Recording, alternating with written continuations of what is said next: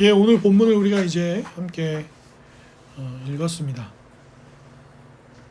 우리의 삶을 어떻게 살 것인지에 관해서 가장 근본적이고 중요한 것은 우리가 성경을 어떻게 여기고 성경에 어떻게 접근하며 성경을 어떻게 이해하느냐에 달려 있습니다.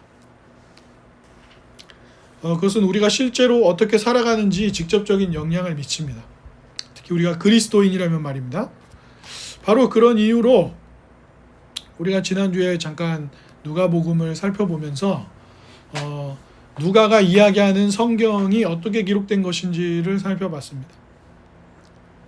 예를 들어서 복음서가 이것은 예수님이 우리와 함께 계셨을 때 하신 말씀이고 행하신 일들에 대한 기록입니다 라고 말할 때 그것은 어떤 전설이나 신화가 아니라 목격자들의 명확한 증언이라는 것을 우리가 지난주에 함께 살펴보았습니다. 그렇기 때문에 성경이 신뢰할 수 있는 기록이다라는 것을 우리가 함께 살펴봤습니다. 성경이 어떤 사건이 일어났다라고 말할 때 그것은 실제로 일어난 일입니다. 물론 시편에 있는 그런 시적인 표현들이나 또 잠언이나 전도서 또 예언자가 또 예언서들에 보면은 이사야 선지자나 이런 선지자들에게 하나님이 경험하게 하신 그 환상들, 그것 자체가 사실이라는 게 아니라 하나님이 그들에게 말씀을 주시면서 경험하게 하신 일은 사실이라는 거죠. 네.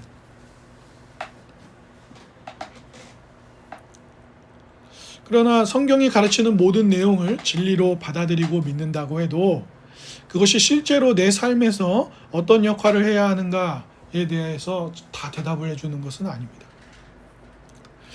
그래서 오늘은 우리가 성경이 진실한지 논의하는 것에서 이제 성경이 우리에게 어떻게 권위를 갖는가 라는 것을 살펴보려고 합니다.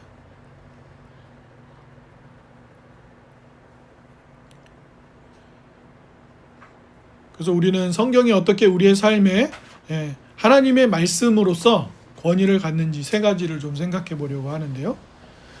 첫 번째는 성경이 권위를 가지는 이유가 뭐냐에 대해서 살펴볼 것이고 그것이 왜 우리에게 좋은 것이냐를 살펴보고 그리고 그 권위가 우리 삶 속에서 어떻게 작동하는지 작용하는지 세 가지를 살펴보려고 합니다. 세 가지 3대지 설교를 제가 하겠다 그런 말입니다. 막 중간에 방황하는 일 없이 딱 세 가지 제가 오늘 얘기하겠다는 거예요. 첫 번째로 성경이 왜 우리의 삶에 권위를 가질 수 있냐? 이 구절이 참 중요합니다. 사도 베드로의 편지를 읽어보면 베드로가 기본적으로 거짓 교사라고 말하는 자들에 대해서 베드로가 이야기를 합니다. 사도 베드로가. 그는 자신의 편지를 읽는 사람들에게 거짓 교사들, 잘못된 가르침을 주는 사람들에 대해서 매우 강력하게 경고하고 있습니다. 그가 말하는 것은 그들의 말을 듣지 마십시오. 하나님께서 하신 말씀을 들어야 합니다. 하나님의 말씀을 들어야 합니다. 하나님께서 우리에게 주신 말씀을 바르게 듣고 이해해야 합니다. 그렇다면 하나님은 어떻게 우리에게 말씀하셨는가? 바로 그 부분이 오늘 우리가 읽은 말씀의 내용입니다. 사도 베드로는 우리에게 하나님의 말씀과 하나님의 음성이 담긴 두 가지 출처를 우리에게 얘기하고 있습니다. 첫 번째 출처는 16절부터 18절에 나와 있습니다.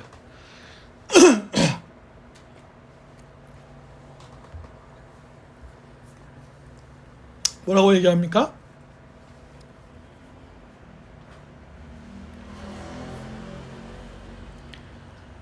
우리가 우리 주 예수 그리스도의 권능으로 오심을 너희에게 전할 때 우리가 교묘하게 꾸며낸 이야기를 따르지 아니하였다.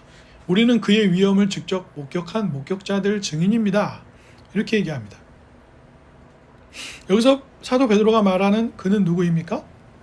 또 우리는 누구입니까? 그는 실제로 예수님 자신을 직접 목격하고 그분이 행하신 일을 보았고 그분의 말씀을 들은 사람들을 말하고 있는 것입니다. 그 예로 예수님이 변화산에서 이렇게 변하신 사건이 있었죠. 하얗게 이렇게 변하는 아주 초자연적인 예수님의 생애 중에서 초자연적인 사건 중에 하나입니다. 초자연적이라는 건 우리가 일상에서 볼 수 있는 것을 넘어선 어떤 특별한 기적과 같은 일이라는 거죠. 그는 실제로 예수님을 목격한 바로 그 사람들을 말하는 것이며, 따라서 그들은 예수님의 말씀과 또 행적에 관한 직접적인 증인들입니다. 그들은 우리가 부를 때는 신약 성경의 저자들이라고 부를 수 있는 사람들입니다. 이 사람들이 바로 그 목격한 사람들, 지어낸 말이 아니라 목격하고 이야기로 남기고 글로 기록한 사람들, 그렇죠? 그들은 부활하신 그리스도를 실제로 목격했거나 바울이나 요한, 베드로처럼 예수 그리스도께서 죽은 자 가운데서 살아나신 것을 직접 본 사람들이었거나, 또는 누가복음의 저자 누가처럼 지난주에 들으셨으면 아시겠지만 복음서의 앞부분에 살아남은 목격자들을 찾아가서 그 사람들의 이야기를 직접 듣고 예수님의 행적을 다루었다고 밝혔습니다. 신약 성경의 저자들은 직접 목격했거나 목격자들과 이야기를 나눈 사람들이었기 때문에 그들은 예수 그리스도를 통해 하나님이 말씀하신 것을 우리에게 전합니다. 베드로가 누가가 말한 것과 같이 정확히 같은 내용을 말하고 있다는 점은 매우 우리를 흥미롭게 합니다. 베드로 말하잖아요. 이건 교묘하게 꾸며낸 이야기를 우리는 따르지 않습니다. 우리는 직접 목격한 사람들입니다. 그가 말하고자 하는 바는 신약 성경 읽을 때 신약 성경 뭐 재밌는데 막 뭐 바다 위를 걷고 뭐 풍랑을 잠잠케 하고 막 음식 조금밖에 없는데 막 축복기도 하시더니 갑자기 많이 주고 아주 재미난 이야기야. 여기서 어떤 교훈을 얻을 수 있겠어. 무슨 공자의 이야기나 또 불경에 있는 이야기처럼 인생에 어떤 교훈을 얻을 수 있는 게 아닐까? 그죠? 우리 그 아이브의 그 유명한 그 센터에 있는 장원영 원형적 사고라고 항상 모든 걸 좋게 생각하는 뭐 얘기하니까 불경에 뭐를 읽었는데 거기에 막 불교는 좀 이렇게 비유라 그러잖아요. 그래서 그 염주도 제가 알고 있기로는 108개 구술이 있는 게 있는데 그게 108번뇌를 벗어나는 거거든요. 그러니까 제가 뭐 불교를 아주 깊이 있게 아는 건 아니지만 불교는 해탈하는 거죠. 부처가 되는 거예요. 해탈한 사람이 부처예요. 근데 해탈하는 게 뭐예요? 내게 다가온 삶의 이 고통이 실제 존재하는 게 아니다라는 식으로 받아들이는 거예요. 이거는 실제 존재하는 게 아니야. 내가 고통스럽다고 느낄 뿐이지. 그래서 공하는 거예요. 비워내는 거예요. 내 마음의 욕심도 버리고 시기도 버리고 질투도 버리고 그래서 출가할 때, 그죠? 중이 될 때 출가할 때 가족도 이제는 뭐 아무리 결혼을 했어도 가족도 이제 가족이 아닌 것이고 다 이렇게 두고 오는 거예요. 그러니까 나쁜 의미로 버린다는 의미보다는 이제 더 이상 내가 욕심 부리고 탐욕을 부리게 만드는 것들로부터 나는 세속을 떠나겠다. 그런 의미로 세속을 떠나겠다. 그래서 버리는 거죠. 그래서 제가 좋아하는 그 홍콩 영화 배우 중에 주성치 씨라고 있는데 그 주성치 씨를 싫어하는 분도 있어요. 너무 웃기는 거 뭐 그런 거만 하려고. 근데 그 주성치 씨가 만든 영화 중에 그 손오공 얘기가 있어요. 그래서 그 두 번째 이야기인가에 보면은 거기 보면은 이제 손오공이 하여튼 뭐 손오공이 나오는데 그러니까 손오공이 삼장법사랑 서역의 불경을 구하러 가기 전이죠. 그런 어떤 이야기를 막 재밌게 꼬여가지고 만들어놨는데 거기 보면은 이 손오공을 좋아하는 여자가 나와요. 그 여자가 뭐 신선이었는데 그래서 어떻게 손오공을 좋아하고 손오공도 그 여자를 좋아해요. 근데 불경을 구하러 서역으로 가야 되잖아요. 부부가 돼갖고 막 살 수 있는 그런 게 아니란 말이에요. 이 흐름상. 그러니까 결국에는 그 여인과의 관계를 이렇게 끊어내는 너무 사랑하지만 끊어내는 그런 것들이 나와요. 그러니까 그런 방식인 거죠.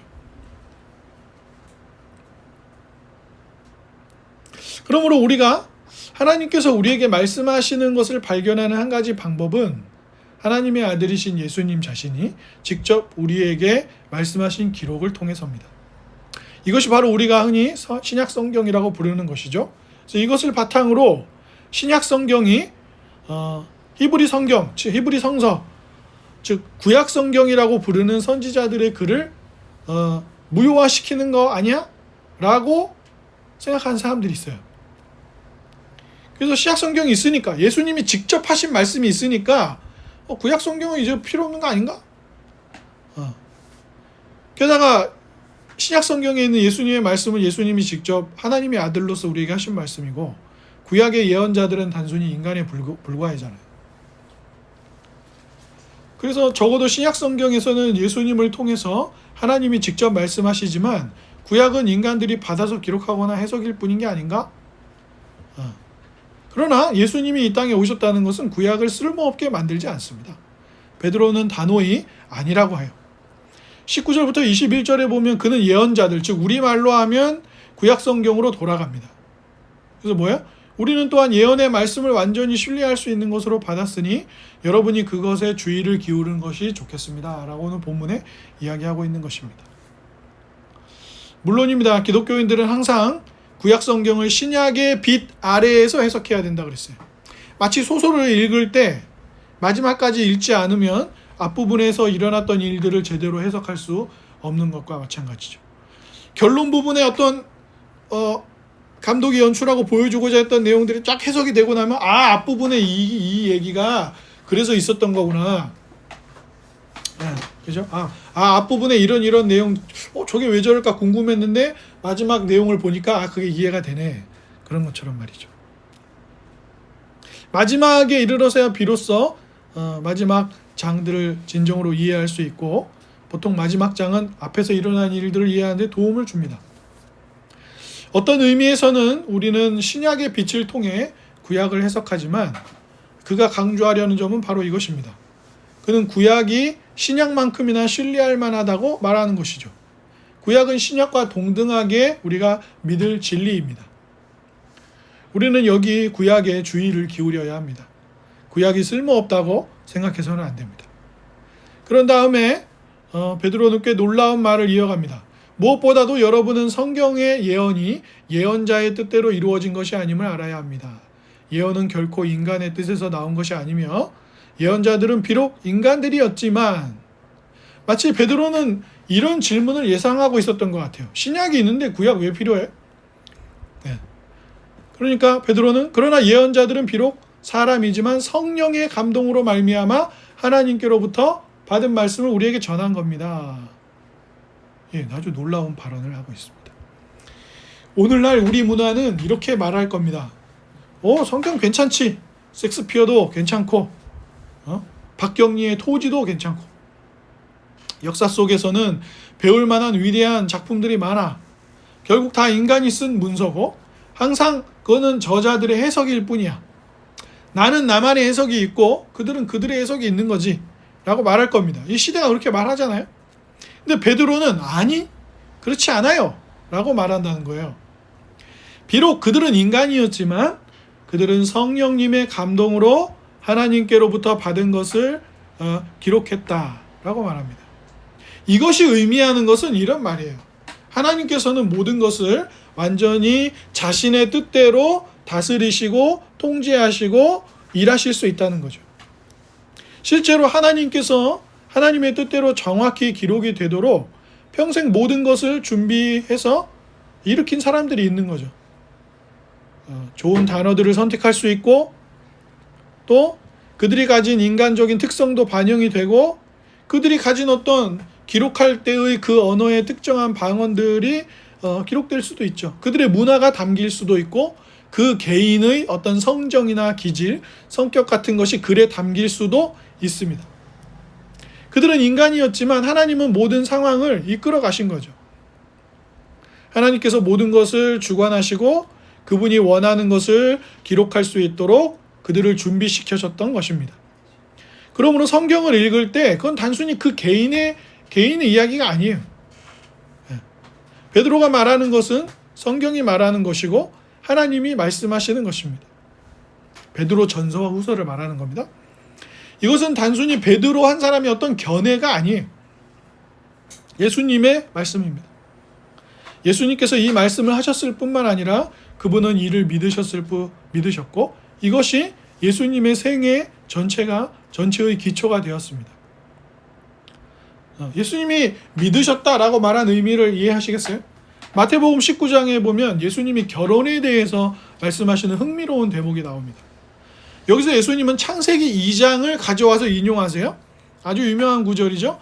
남자가 부모를 떠나 그 아내와 합하여 둘이 한 몸이 된다 라는 창세기 2장의 구절을 인용합니다. 예수님이. 뭐 결혼에 참여해 보셨다면, 기독교 결혼에 예식에 참여해 보셨다면 이 구절이 낭독되는 것을 들어본 경험도 있으실 거예요. 그런데 흥미로운 점은 창세기 2장을 직접 읽어보면 이 구절이 설명한 내용으로 들어있다는 것이죠. 창세기 1장부터 3장은 하나님이 말씀하시고 인간이 말하며 하나님이 응답하시는 내용을 다루지만 그 구절에 이르러서는 그 부분을 쓴 사람의 설명처럼 그 내용이 들어가 있는 것입니다. 하나님이 말씀하신 것도 아니고 다른 인간이 말한 것도 아닙니다. 그 부분을 기록한 모세가 그렇게 설명을 덧붙이고 있는 거예요. 그런데 예수님께서 이것을 인용하실 때 하나님이 너희에게 이르시기를 이라고 하시면서 그 창세기 2장의 본문을 언급하세요.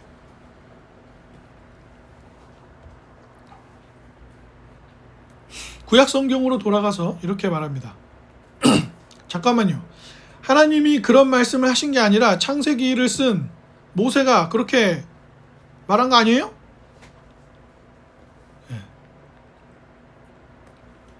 근데 문제는 예수님이 그것이 하나님의 말씀이라고 말씀하신다는 거예요. 여러분 혹시 빨간 글씨를 알고 계십니까? 혹시 지금 여러분들이 갖고 계신 성경에도 보면 복음서를 한번 펴보세요. 김철 형제님, 복음서 한번 펴보세요. 복음서 아무데나 한번 펴보시라고요. 마태, 마가, 누가, 요한 중에 아무데나 펴보시라고. 거기 혹시 그 부분 중에 빨간 글씨 있습니까? 오거 형제님 거 있네요. 빨간 글씨로 되는 거 왜 빨간 글씨로 돼 있어요?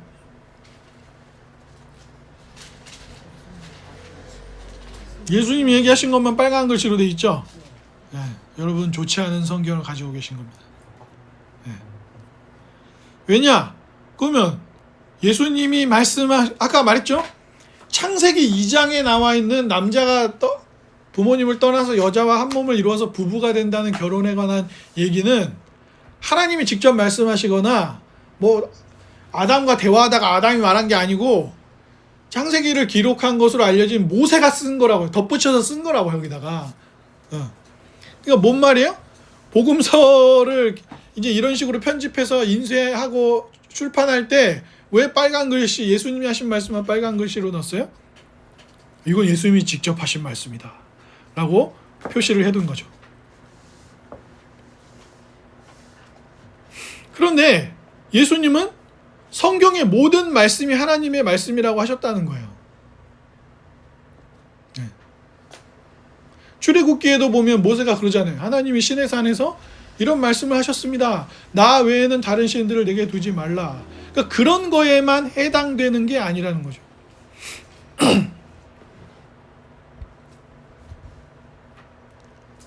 마태복음 5장에 보면 예수님은 성경의 한 점, 한 획도 다 이루어지기 전에는 결코 없어지지 않는다 말씀하셨습니다. 그 한 점과 한 획은 히브리어에 해당하는 표현이에요. 예수님이 말씀하신 것은 한 점과 한 획을 왜 말씀하신 거예요? 성경의 모든 말씀이 성령의 인도하심을 통해 하나님의 영감을 받았다. 하나님이 말씀을 바르게 기록될 수 있도록 하나님께서 하셨다라는 것을 예수님이 직접 우리에게 말씀해 주신 것이죠. 보십시오. 예수님은 성경의 완전한 신적인 권위, 이것이 하나님께로부터 왔다라는 것을 본인 자신이 믿으셨어요. 예수님이. 그리고 그 위에서 사셨습니다. 광야에서 금식하신 후에 마귀가 예수님을 공격할 때마다 그때마다 예수님이 반복적으로 하신 말씀이 뭡니까? 게그라프타이라는 말씀이에요. 게그라프타이가 뭐예요? 기록되었느니라 라는 이야기입니다. 예수님이 마귀에게 말씀으로 대응하시면서 하나님의 말씀에 이렇게 기록되었는데 네가 지금 나한테 그렇게 나를 유혹하려고 해? 말씀에 이렇게 기록되어 있어. 게그라프타이 이렇게 얘기하신 거죠. 사람들이 예수님을 체포하러 왔을 때 칼과 창을 들고 지팡이 들고 예수님 체포하고 죽이려고 왔습니다. 그래서 베드로가 칼을 뽑았어요. 그때 예수님 뭐라고 하셨어요? 베드로야, 칼을 거두어. 내가 지금 12군단이나 되는 천사들을 부를 수 있지만 그러면 성경이 어떻게 이루어지겠느냐. 예수님은 항상 그런 순간에조차 성경을 생각하고 계셨고 내가 하는 모든 삶이 하나님의 말씀에 근거해야 된다라고 여기셨습니다. 십자가에서 죽어가실 때는 어디를 인용하셨죠? 나의 하나님 어찌하여 나를 버리시나이까는 시편 22편을 인용하신 것입니다. 예수님은 단순히 내가 하나님의 말씀을 믿어, 하나님의 말씀을 따르지라고 추상적으로 대충 얘기하신 게 아니라 정말 그렇게 거기에 기초해서 사셨고 항상 기록된 말씀을 최고의 위기의 순간에도 염두에 두셨어요. 그것이 예수님의 삶의 원칙이었습니다. 예수님은 모든 삶을 성경으로 마주하셨어요. 자신의 삶의 모든 것이 성경의 근거에 계셨어요. 한 글자 한 글자 하나님이 주신 말씀을 신뢰하셨습니다. 그것이 예수님의 이 땅에서의 삶의 정체성의 핵심이었고 예수님의 삶이 위대할 수 있었던 비결이었습니다. 많은 사람들이 그렇게 얘기해요. 목사님, 저는 기독교인이긴 한데 성경을 문자 그대로 받아들이지는 않아요.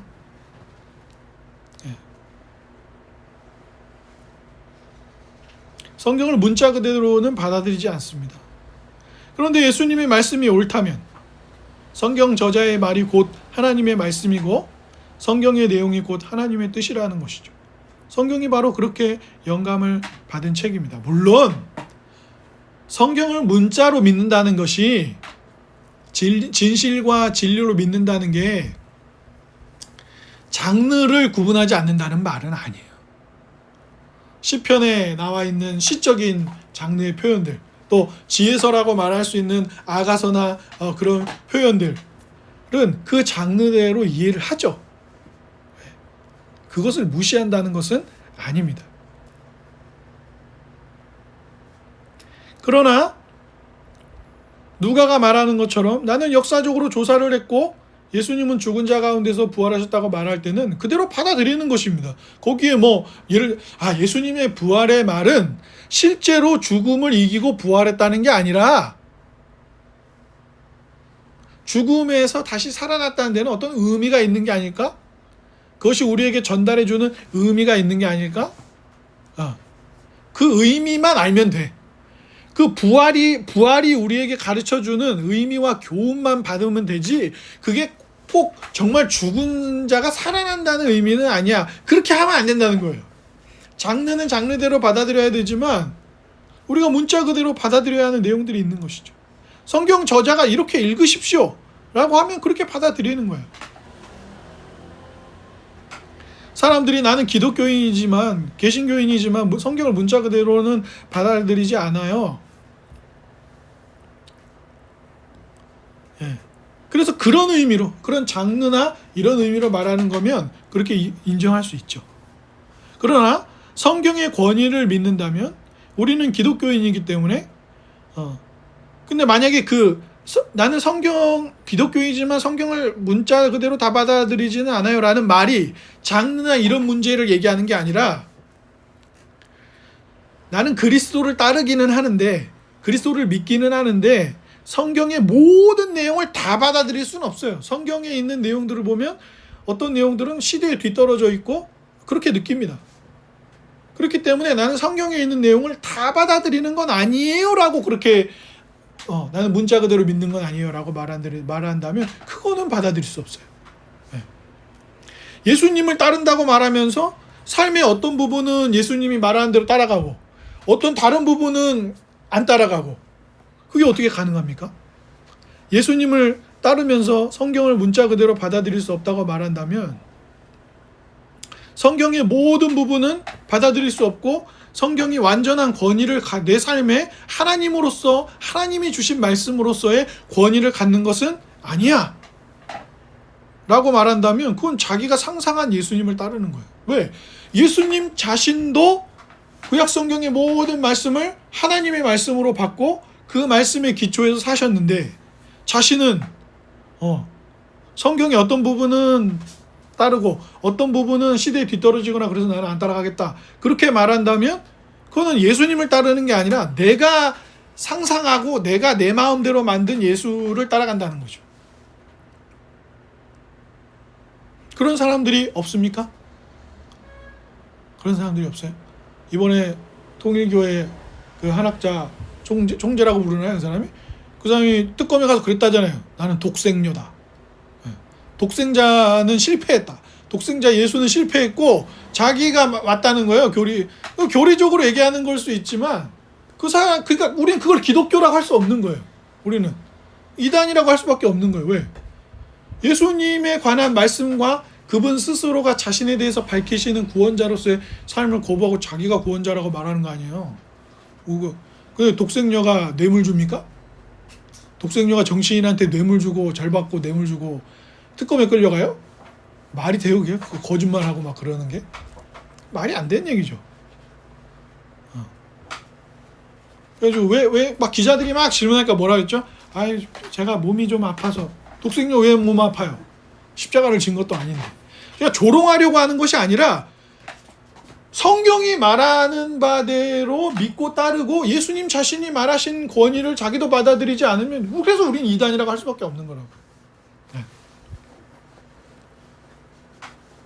예수님을 따른다면서 그분이 따르신 삶의 원칙을 거부한다면 그게 어떻게 가능합니까? 네. 성경의 권위를 베드로도 믿었고 예수님 자신도 그렇게 믿으셨습니다. 물론 만약에 나는 예수님 안 믿습니다. 그분이 하나님의 아들이신 것도 안 믿고 그분이 죽은 자 가운데서 살아나신 것도 믿지 않아요. 그러면 뭐 그건 또 좀 별개의 문제죠. 네. 그런데 예수님을 믿는다고 말한다면 성경이 하나님의 말씀이라는 것을 완전한 권위로 받아들여야 하는 것입니다. 물론 요즘 극우적인 사람들이 많은 것처럼 그들 또한 그런 거 아닙니까? 여러분 성경이 죄를 언급할 때 동성애나 낙태보다 훨씬 많이 제일 많이 언급하는 죄가 뭔지 아세요? 탐욕이에요. 탐욕. 자기는 동성애나 낙태 같은 것에 대해서 이것은 죄입니다. 이것은 죄입니다. 세상이 이렇게 흘러가면 안 됩니다. 막 강력하게 막 확성기를 틀어서 얘기하면서 자기 마음에 있는 탐욕과 공동체 안에 있는 탐욕은 보지 않아. 잘 얘기하지 않아. 그럼 뭐예요? 그럼 성경을 따라가는 게 아니죠. 성경은 동성애도 죄라고 말하고 낙태하는 것도 죄라고 언급하는 부분이 그렇게 해석할 수 있는 내용들이 있지만 그거보다 훨씬 더 많이 탐욕과 욕심에 대해서 예수님이 죄에 대해서 언급하시는데 그거는 무시하면 됩니까? 그렇게 가면 안 된다는 거예요. 그거는 내 편의대로 성경을 해석하고 내 마음대로 가짜 예수님을 만드는 거죠. 그러면 안 됩니다. 그러면 그것이 왜 우리에게 좋은 일일까요? 성경의 권위를 받아들이고 따라가는 것, 그것이 왜 좋습니까? 사실 오늘날 우리 문화는 누구도 당신이 어떻게 살아야 하는지 말하게 하지 마. 누구도 네 인생을 간섭하게 하지 마. 그냥 네 인생은 네 거야. 네가 알아서 사는 거야. 라고 하는 문화적인 얘기들이 많아요. 그런데 성경은 우리에게 하나님의 말씀이 우리에게 기초이고 근원이라고 설명하고 있어요. 그럼 마치 사람들은 다른 권위가 자기의 삶에 작동하지 않는 것처럼 자꾸 말하는 거예요. 야, 너는 네 삶은 네 거야. 아무도 그러니까 거기에 일부 진실이 들어있죠. 그죠? 그러니까 다른 사람이 잘못된 방식으로 내 삶을 함부로 흔들 수 없도록 해. 라고 하는 일부의 진실이 들어있어요. 그죠? 내가 예수 그리스도를 잘 믿고 따르고 있는데 어떤 사람이 그거에 대해서 자꾸 왈가왈부하면서 믿지 마 그러면 안 믿으실 거예요? 그건 아니잖아요. 그렇지만 내 삶은 내 것이기 때문에 나만이 내 인생의 권위를 가질 수 있어 라고 하는 건 현실하고도 안 맞아요. 왜? 우리는 철학적으로나 신념적으로나 경제 부분이나 또 역사에 관한 것이나 여러 가지 면에서 우리가 다 전문가일 수가 없단 말이에요.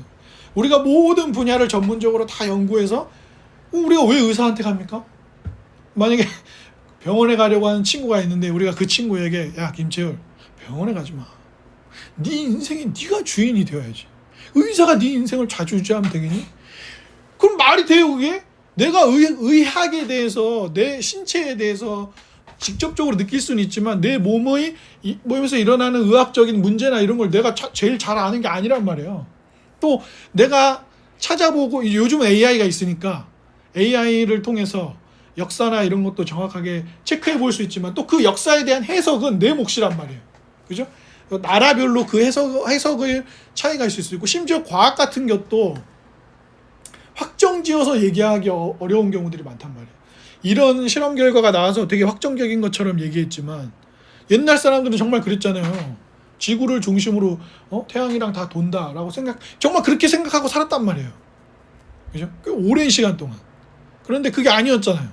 태양을 중심으로 돌고 있고 이 태양계는 또 우리 은하의 중심으로 은하계가 또 돌고 있고 그 은하는 또 은하끼리 막 돌아다녀요. 마음을 움직이고 있단 말이에요. 그러니까 자신은 마치 어떤 권위에도 휘둘르지 않고 어떻게 해요? 그런 어떤 권위에도 난 휘둘리고 싶지 않으니까 성경이 내 삶의 권위를 가질 수 없어. 성경에 내 삶을 의탁할 수 없어. 그런데 실제로는 우리는 의사도 만나고 학교에서 가르치는 선생님도 만나고 요즘 물론 이제 학교 선생님들의 권위가 예전보다 많이 떨어졌죠. 진짜 옛날에는 학교 선생님이 뭐라 한마디 하시면은 진짜 듣는 척이라도 했단 말이에요. 야 선생님이 말씀하셨다. 그런 게 있었는데 지금은 뭐 막 선생님 막 수업 중간에 막 경찰이 신고하고 막 영상 찍으면서 선생님을 조롱하고 그런 학생들이 존재한단 말이에요.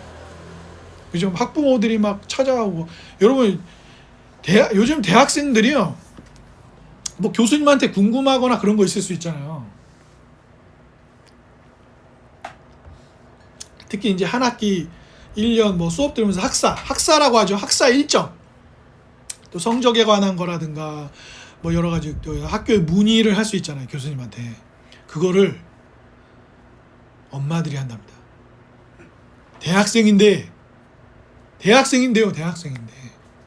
그래서 저는 몰랐는데 제가 한 경우를 보니까 폴란드 같은 경우에 여자들이 26살 이전에 대부분 결혼을 한대요.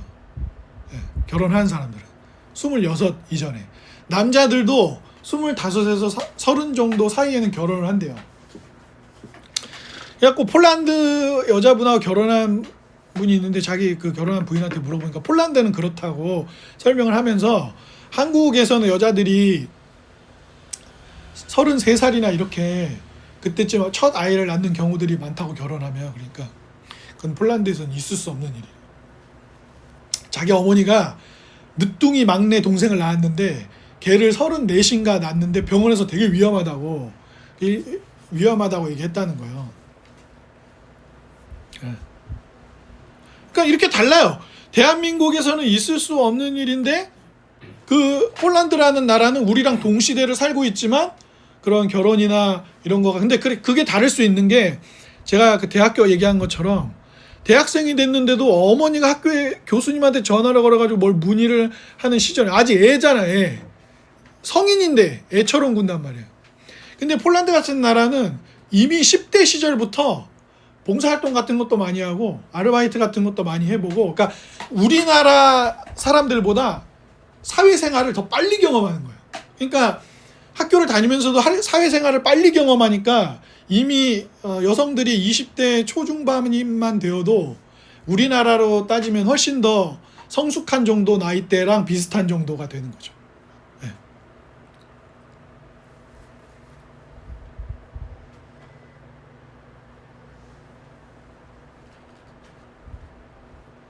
그런데 우리는 사회생활을 발을 내딛는 게 좀 늦고 그러니까 대학생이 됐는데도 부모님이 교수님한테 전화해가지고 뭐를 문의를 하고 뭐 알아보고 질문하고 막 그거 이렇게 챙겨주고 그런 경우가 많은 거죠.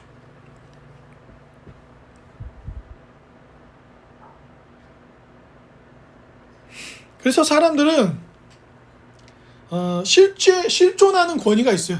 부모님 말씀, 학교 선생님 말씀, 또 내가 친구들 중에 똑똑하다고 생각하는 친구가 하는 이야기, 또 우리 사회에서 폴란드 사회와 우리 사회의 다른 그 나이대의 사회 경험들에 의해서 느끼는 것도 다를 거 아니에요. 그러니까 우리나라 30대 중반 정도 되는 남자가 폴란드로 따지면 사회 경험이 20대 군대도 있지만 20대 중반 정도 되면 이미 우리나라 30대 중반 정도 되는 남자의 사회 경험이 있는 거예요.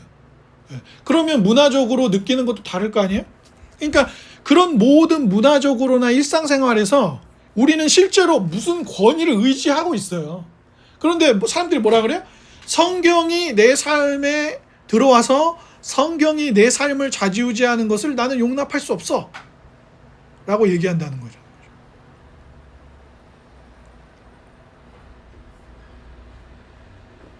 그런데 제임스 패커라고 하는 신학자는 우리에게 뭐라고 말하냐면, 하나님이 우리에게 말씀하시는 이 성경 말씀은 하나님이 우리를 다스리시는 도구일 뿐만 아니라 교제의 도구이기도 하다. 하나님은 우리를 창조하실 때 그분과 우리가 사랑의 관계 속에서 영원히 교제하며 살기를 원하셨다. 그러나 그런 관계에 참여한 당사자들이 서로 어느 정도 알고 이해할 때만 이게 의미가 있을 수 있는 거다. 우리를 지으신 하나님은 우리가 아무 말 하기 전에 우리에 대해서 모든 것을, 우리가 말하지 않아도 우리의 모든 것을 알고 계시지만 우리가 그분에 대해서 알 수 있도록 하신 게 뭐예요? 말씀을 주신 것이죠.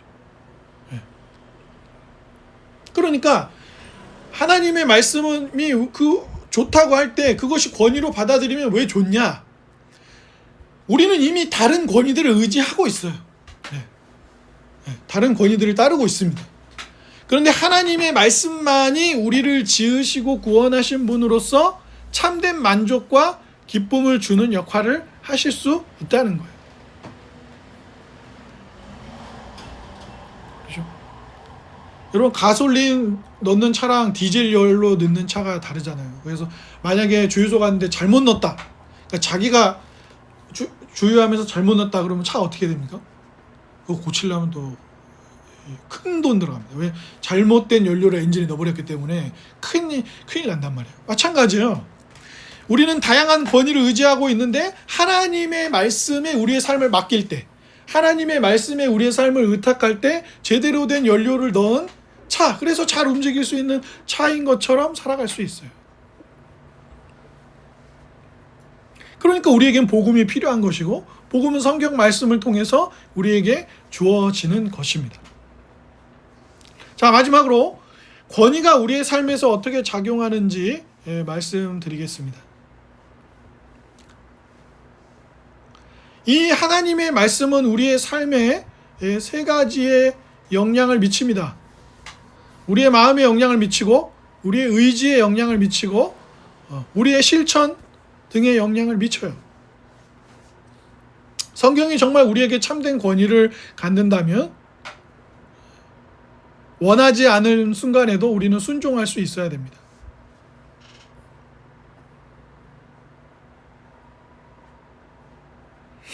만약에 우리가 이렇게 성경 말씀을 따르기가 싫다면 아이를 낳아서 키우면 안 됩니다. 무슨 말인지 아시겠어요? 한 번에 화가 안 나십니까? 성경 말씀을 따르고 싶지 않으면 아이를 낳아서 키우시면 안 돼요. 왜요? 우리가 아이를 키울 때 어떻게 해요? 아이는 장난감을 미친 듯이 원하고 아이스크림만 먹겠다 그러고, 계속 자기가 원하는 뭔가를 하겠다 그러는데 그 아이를 가만 놔둡니까, 부모가? 아이를 양육할 때 어떻게 해요? 적당히 통제도 하고, 안 되는 건 안 된다 그러고 훈육을 하고 먹이고 입히고 하는 모든 과정을 참여하잖아요. 그런데 성경에 순종할 수 없다고요? 그러면 아이도 내 뜻대로 하면, 내가 부모로서 하면 안 되죠. 그냥 내버려 둬야죠.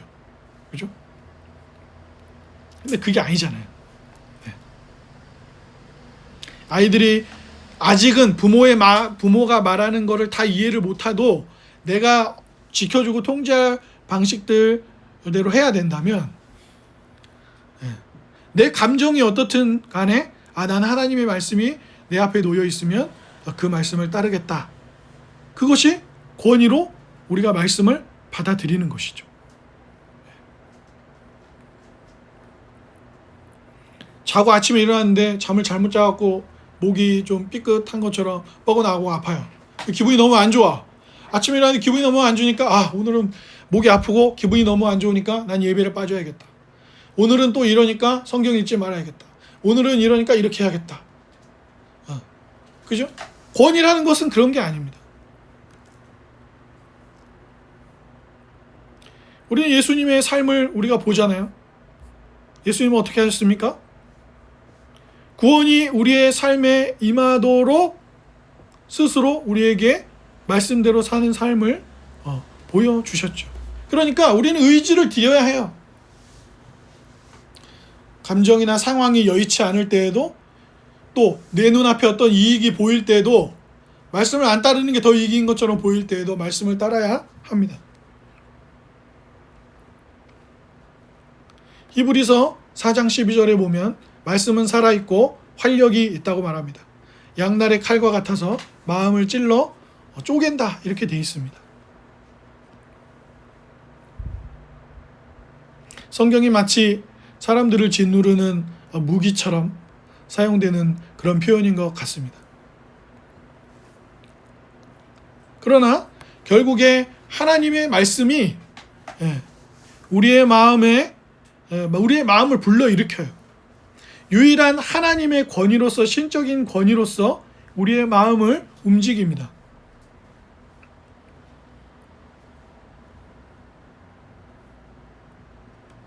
예수님이 마지막 십자가에 달리실 때도 어떻게 하셨습니까? 내 뜻대로 마시고 아버지의 뜻대로 해 주십시오 라고 했습니다. 자신은 짓밟히는 일이었고 고난을 당하는 일이었고 죽음까지 나아가는 일이었지만 말씀을 따르셨어요. 예수님처럼 말씀을 사랑한 분은 아무도 없습니다. 그분이 포기하신 것을 포기한 이는 아무도 없기 때문입니다. 그분이 희생하신 것만큼 희생할 수 있는 이가 아무도 없습니다. 그래서 우리는 그분이 믿고 따르셨고 그것을 통해 우리를 구원하신 말씀을 오늘도 따른 것이에요. 그래서 그 말씀이 우리의 마음에 말하도록 묵상하는 일들에 힘쓰는 것이고, 상황이 여의치 않더라도 그분의 말씀을 신뢰하기에 우리는 말씀의 순종을 선택하는 것입니다. 그리고 베드로는 우리에게 권면합니다. 알고 있습니다. 저는 여러분이 어떤 부분이 힘든지 알고 있어요. 성경이 뭐라고 말하는지 알고 있습니다. 그렇지만 성경이 말한 내용을 내가 교리적으로 예수님 믿는 사람들은 이러이러한 것을 믿지라고 하는 것만이 끝나는 것이 아니라 계속해서 이 말씀이 우리를 상기시켜야 한다라고 베드로는 이야기해요. 그러므로 내가 이 진리를 너희가 이미 알고 있고 지금도 굳건히 서 있는 진리 안에 굳게 서 있더라도 나는 항상 이 진리를 너희에게 상기시켜 다시 기억나게 해주겠다. 나는 너희의 기억을 새롭게 하는 것이 옳다고 생각한다. 그리고 내가 떠난 후에도 너희가 항상 이 진리를 기억할 수 있도록 나는 모든 노력을 다하겠다. 그것이 사도들이 하는 일입니다. 우리 마음은 늘 자주 굳고 성경이 하나님의 지혜로우시고 사랑이 많으시다는 말하는 것을 보고는 말씀을 보지만 금방 또 불안해지죠. 그래서 성찬도 우리가 하는 것입니다. 예배가 필요합니다. 찬송이 필요해요. 성경 읽기가 필요합니다. 기도가 필요합니다. 이 놀라운 생명이 주님이 따르셔서 우리에게 주신 생명을 우리 안에 불러일으킬 수 있는, 신뢰할 수 있는 성경의 권위가 우리의 삶에 작용할 수 있도록 우리의 삶을 내어드리는 것이죠. 예를 들어서 사랑하는 연인이 있는데 남자가 여자를 위해서 이런저런 것들을 계속 해주고 그렇습니다. 근데 여인은 자기가 어떻게 직장생활하면서 힘든지, 어떤 게 좋은지, 가족관계는 어떤지, 요즘 내가 기쁜 일이 뭔지 슬픈 일이 뭔지 얘기를 안 해요. 자기의 삶을 내어주지 않습니다. 그러면 아름다운 관계가 맺어질 수 없지요. 마찬가지입니다. 하나님을 믿는다는 것은 그리스도를 통해서 그리스도께서 따르신 권위를 우리도 누리며 그 말씀이 주는 기쁨, 그러니까 다른 권위들로 우리의 삶이 휘저어지는 것이 아니라 하나님의 말씀에 권위가 있고 이제 권위가 있는 것처럼 보였던 다른 많은 것들이 하나님의 말씀 안에서 우리에게 균형과 질서를 잡아주는 내용들로, 하나님을 가장 사랑하면서 작동하는 내용들로 주어진다면 그 말씀이 우리의 삶에 작용할 수 있도록, 우리가 믿는 그리스도를 따라서 그 말씀이 우리에게 권위가 있고 순종하는 기쁨을 누릴 수 있도록 감정적으로나 지적으로나 하나님과 친밀한 관계를 맺고 이러한 성경을 읽고 예배하고 공동체가 함께 걸어가는 길을 같이 가고 또 개인이 그렇게 하고 또 가족이 그렇게 하는 훈련들을, 친밀한 관계를 누려야 하는 거예요. 그러니까 성경의 권위를 받아들이십시오. 복음의 빛 안에서 여러분의 삶이 비춰지도록 하나님께 삶을 맡기십시오. 날마다 그 권위 아래 우리 삶을 두고 우리가 함께 주신 말씀으로 기도해야 합니다. 그래서 우리가 말씀 묵상 훈련도 그래서 하는 거예요. 알고 있는 말씀이지만 다시 내 마음에 울리도록 두고 함께 그 말씀을 나누고 그것으로 서로 권면하고 이끌어주고 같이 살아가는 것, 그 삶을 살아내는 것입니다. 고된 길이었고 죽음의 길이었지만 예수님은 기꺼이 십자가의 길을 가셨다라고 신약성경은 우리에게 증언을 합니다. 그러니까 내가 당하는 고난보다 저 끝에, 이 순종의 끝에 더 큰 기쁨이 있다는 걸 아셨던 것이죠. 누가 하나님의 권위에 순종하면서 기쁨을 누립니까? 말씀을 따를 때 말씀을 따르는 것으로 인한 주님과 함께 나누는 교제와 주님이 주시는 기쁨이 있는 거예요. 그 말씀이 우리의 삶에 이루어지는 것, 하늘에서 이루어진 뜻이 땅에서 이루어지이다 라고 하는 게 현실이 되는 삶의 경험이 우리에게 필요한 것이라는 것입니다.